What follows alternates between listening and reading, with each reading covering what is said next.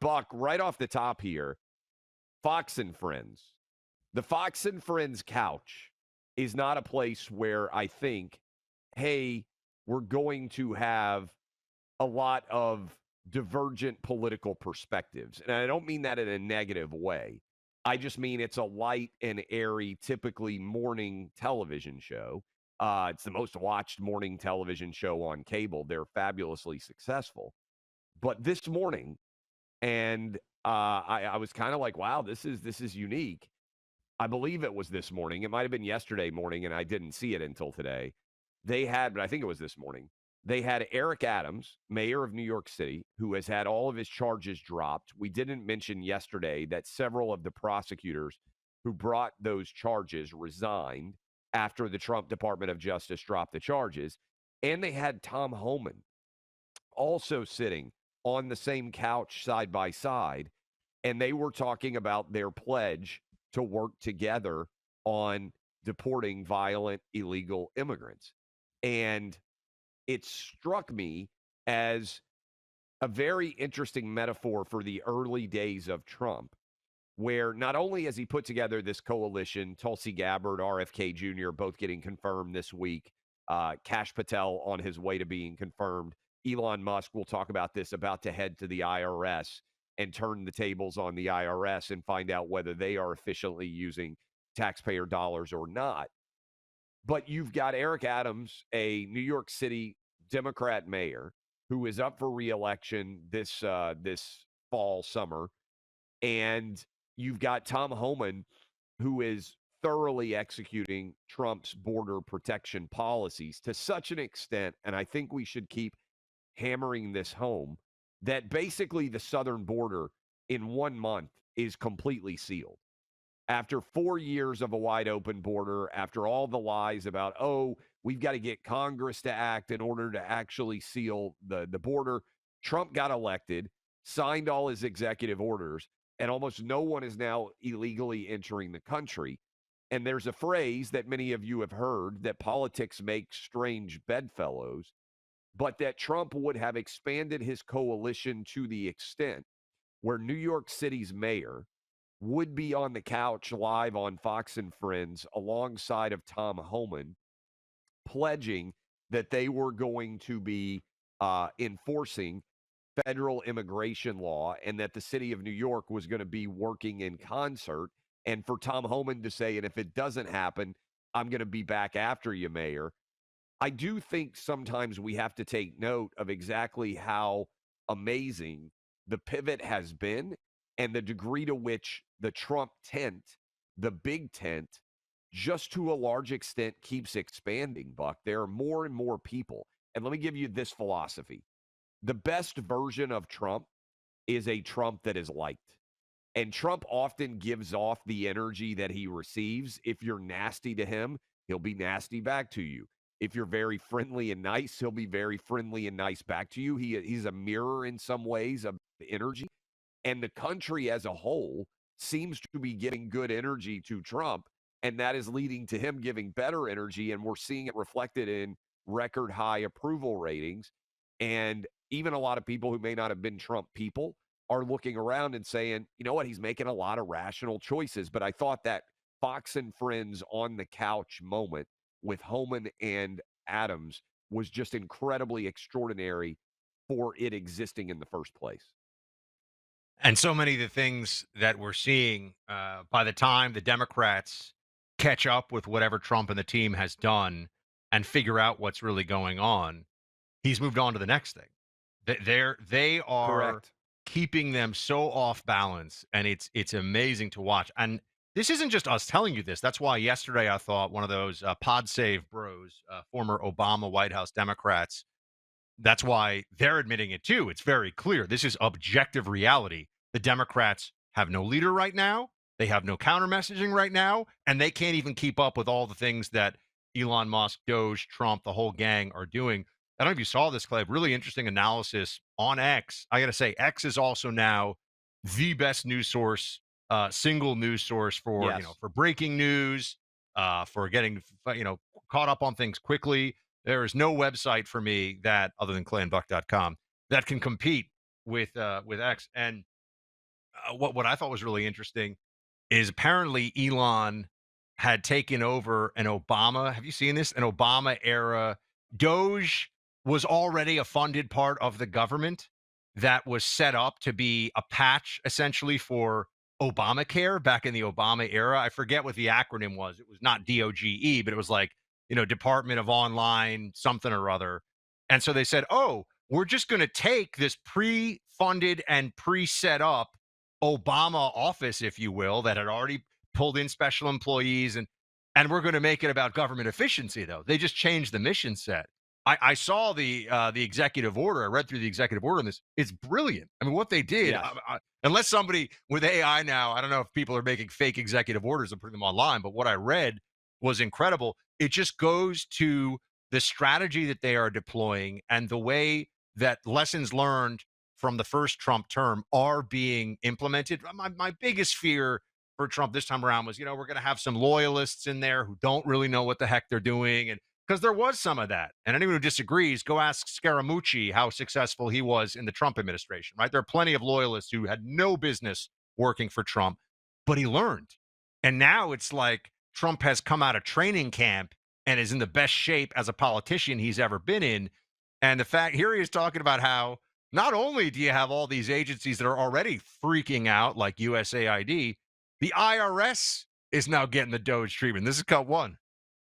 So I think that the Internal Revenue Service will be looked at like everybody else. Just about everybody's going to be looked at. So it's they're doing a hell of a job. It's an amazing job they're doing. And that force is building. I call it the force of super geniuses, but it's building. And they go up and they talk to some of the people about certain deals, and the people get all tongue-tied. They can't talk because these people get it. They're very smart people. We need smart people. Clay, the brilliance continues here because what he's doing is tackling problems that normal Americans go, yeah, you should do that, and forcing Democrats, because they don't want to just be bystanders, to be like, why are you auditing the IRS? I would love it if in the next week we have lots of Democrats going on TV. Why are you auditing the IRS? Leave the IRS alone. Keep that up. Let's see how the midterms goes. I love the idea of the IRS getting audited because I've been audited. I've had to spend a lot of money with the audits that I've gotten. You're currently being audited.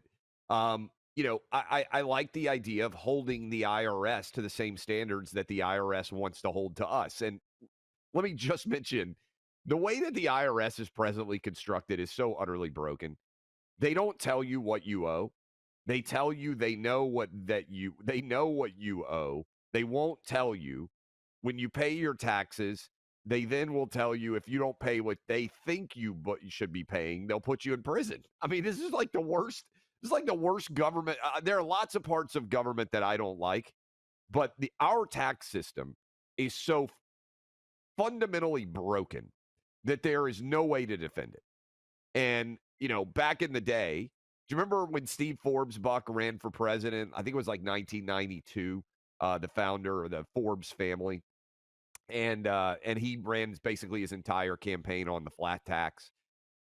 I hope that as part of the process of putting a new budget in place, that we get in some way a streamlined IRS and a streamlined tax code so that normal people can understand it.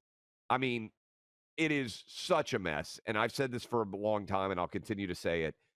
I could have 10 accountants look at all of my tax obligations, all of my income, and I could give them all that information, which is what I do.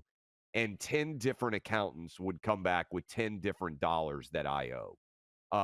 That's a broken system, right? Like I should, as a reasonably intelligent American, be able to figure out what my taxes are without needing a basically PhD in accounting to try to figure it out. And I think many of you out there know what I'm talking about too. Yeah, Now, Clay, of course. It's yeah, like thousands and thousands of pages long. The tax code should be one page.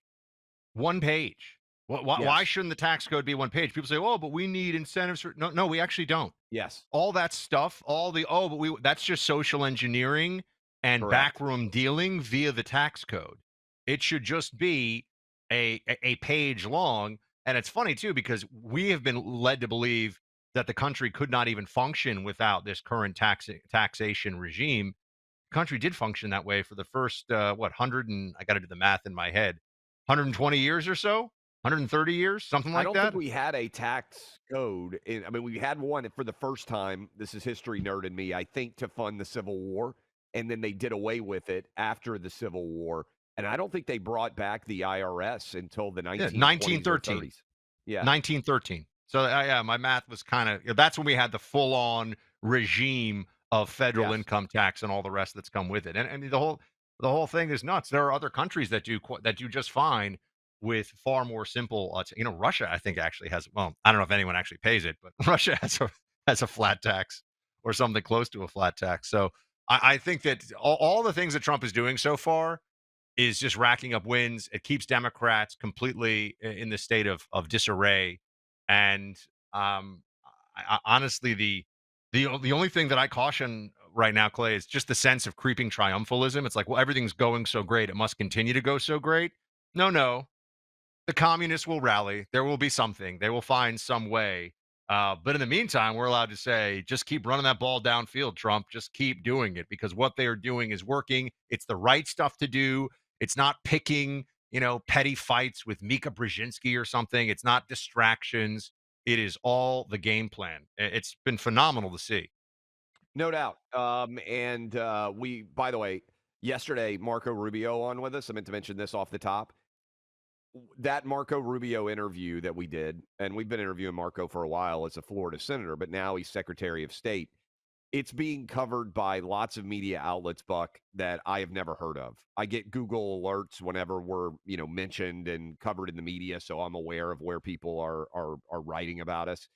I've never seen more international headlines for Clay and Buck than after that Marco Rubio interview that we did yesterday. So, thanks to you guys. I mean, I think during the Trump administration are going to be one of the primary media outlets that the Trump administration is going to be using across all the different departments to try to make news and set policy. So I think that's an incredible credit to you guys. I mean, to thank you guys for helping build this audience to the level where it is. And we're just like kind of firing on all cylinders here as month one and year one of the Trump administration is off and running. Speaking of firing on all cylinders, Prize Picks is NASCAR's this weekend. I saw Buck.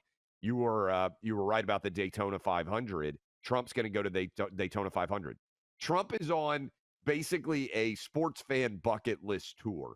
He was at the Super Bowl. Now he's going to be at the Daytona 500. I bet he ends up somewhere at March Madness. He is just going everywhere, being seen, and having a fabulous time.